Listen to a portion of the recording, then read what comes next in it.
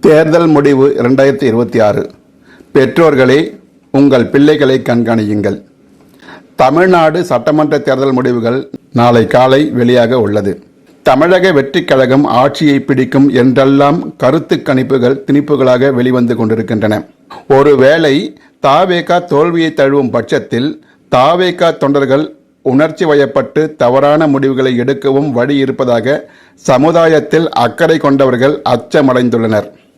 அது குறித்து இந்த பதிவில் பார்ப்போம்.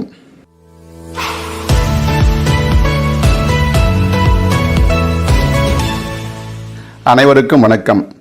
தமிழக வெற்றிக் கழகம் ஆரம்பித்தவுடனே அக்கட்சியின் தொண்டர்கள் வெறி கொண்டவர்களாக திரிந்து வருகிறார்கள்.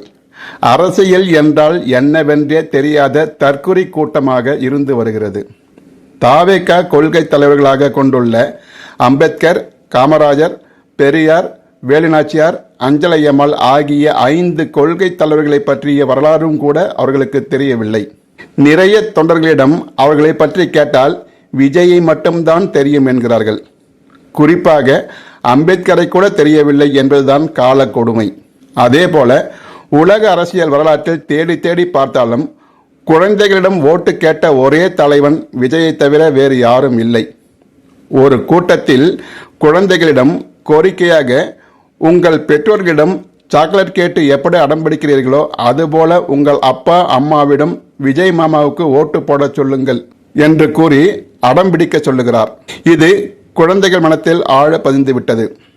குழந்தைகள் அடம்பிடித்தால் அவர்களுக்கு சாக்லேட் கிடைக்கும், விஜய்க்கு ஓட்டு போடுவதால் குழந்தைகளுக்கு என்ன கிடைக்கும் என்று எதிர்கேள்வி கேட்க கூட யாருக்கும் தெரியவில்லை. குழந்தைகளிடம் அரசியல் செய்வது எத்தகைய மனப்போக்கு? குழந்தைகள் நல வாரியம் இதை எப்படி வேடிக்கை பார்க்கிறது என்று தெரியவில்லை. குழந்தைகள் சிலர் தங்கள் அப்பா அம்மா தாத்தா பாட்டியிடம் விசிலுக்கு ஓட்டு போட வலியுறுத்தியதாகவும் செய்திகள் தெரிவிக்கின்றன. எமக்கு தெரிந்த நண்பர் ஒருவர் விசிலுக்கு ஓட்டு போடவில்லை என்பதற்காக தன் தாத்தாவிடம் பேசாமல் ஒரு பேரன் இருக்கிறானாம். அரசியலுக்காக தனிமனித குடும்பத்தில் பகை உருவாகிறது. அரசியல் குறித்து அண்ணா ஒருமுறை, அரசியல் என்பது அத்தை மகள் மாதிரி சுற்றி வரலாம், தொட்டுவிடக்கூடாது என்று மாணவர்களுக்கு கூறியிருந்தார். இது அரசியலால் இளைஞர்களின் படிப்பு பாதித்துவிடக்கூடாது என்ற மாணவர் சமுதாயத்தின் மீதான அக்கறையை காட்டுகிறது. ஆனால் விஜய்க்கு அது போன்ற அக்கறை எதுவும் இல்லை. எப்படியாவது ஓட்டு வாங்கி தான் முதல்வராகிவிட வேண்டும் என்ற குறுகிய எண்ணம் மட்டும்தான் இருக்கிறது. அதனால்தான் பிஞ்சு குழந்தைகளிடமும் அரசியல் நஞ்சை கலக்கும் வகையில் பேசியிருக்கிறார்.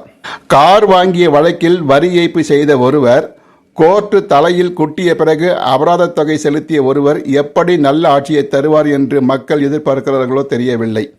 68 படம் நடித்த ஒருவர் திரையிலிருந்து அரசியலுக்கு வந்து முதல்வர் ஆகிவிட முடியும் என்றால் இதைவிட அவமானம் தமிழ்நாட்டுக்கு வேறு என்ன இருக்க முடியும்? எம்ஜிஆர் கூட திமுகவில் இருந்து திரைப்படங்களில் நல்ல நல்ல கருத்துக்களை கூறி பாடல்களில் தனி கவனம் செலுத்தி ஒவ்வொரு பாடலையும் கொள்கை முழக்கமாக செதுக்கி மக்களுக்கு பெருமளவுக்கு உதவி செய்து முதலில் எம்எல்ஏ, வாரிய தலைவர் பதவிகளை வகித்து பிறகு கருணாநிதியால் கட்சியிலிருந்து நீக்கப்பட்டு அதன் பின்னர் தனி கட்சி தொடங்கித்தான் வெற்றி பெற்றார். ஆனால் விஜய் விடயத்தில் அப்படி எதுவும் நடக்கவில்லை. ஒரு படத்தில் 10வது பாட்டில் நான் குடிக்க அண்டாவை கொண்டா சேசடிக்க என்று பாடியிருக்கிறார். இது என்ன மாதிரியான கருத்து? பாட்டிலாக குடித்தால் பத்தாது, அண்டாவாக குடிக்க வேண்டும் என்று மக்களுக்கு சொல்கிறாரா? இப்படிப்பட்ட நச்சு கருத்தை படத்தில் கூறிய ஒருவர் எப்படி மதுவை ஒழிப்பார்? விஜய் நல்ல தலைவனாக இருந்திருந்தால், வேண்டாம்டா பாட்டில் நாம் குடிக்க, புத்தகம் கொண்டா தினம் படிக்க என்றல்லவா பாடியிருக்க வேண்டும். ஈழத்தமிழர் பிரச்சனை நடந்தபோது கையெழுத்து இயக்கத்தில் கையெழுத்து கேட்டபோது ஐ எம் நாட் இன்ட்ரெஸ்டட் என்று சக மனிதன் சாவதை பார்த்து அதில் ஆர்வமில்லை என்பவருக்கு என்ன தமிழ் உணர்வு வந்திருக்கும்? ஈழத்தமிழருக்கு நிதி திரட்டும் போது வெறும் 500 ரூபாய் கொடுத்த இந்த வள்ளலை என்னவென்று சொல்வது? தன் பெற்றோரை பேணி காக்காத ஒருவன், தன் மனைவியோடு ஒழுங்காக வாழத் தெரியாத ஒருவன், தன் பிள்ளைகளுக்கு நல்ல தந்தையாக இல்லாத ஒருவன் தமிழ்நாட்டுக்கு மட்டும் எப்படி நல்ல தலைவனாக இருப்பான் என்று மக்கள் எதிர்பார்க்கிறார்களோ தெரியவில்லை. தன் பெற்றோருக்கும் மனைவிக்கும் பிள்ளைகளுக்கும் கடன் கொடுத்த ஒருவன் மக்களுக்கு அல்வா கொடுக்க மாட்டான் என்பதற்கு என்ன நிச்சயம்? சுதந்திரம் வாங்கிய பிறகு காங்கிரஸ் 20 ஆண்டு காலம் ஆண்டது. அதன் பிறகு அக்கட்சியின் மீது மக்களுக்கு வெறுப்பு ஏற்பட்டது. 1967 ஆட்சி மாற்றம் ஏற்பட்டது. அதன் பிறகு திமுக ஆட்சிக்கு வந்து அண்ணாவின் மறைவுக்கு பிறகு கருணாநிதி ஆட்சியால் மக்களுக்கு வெறுப்பு ஏற்பட்டு 1977 எம்ஜிஆரை ஒரு மாற்றாக மக்கள் கொண்டு வந்தனர்.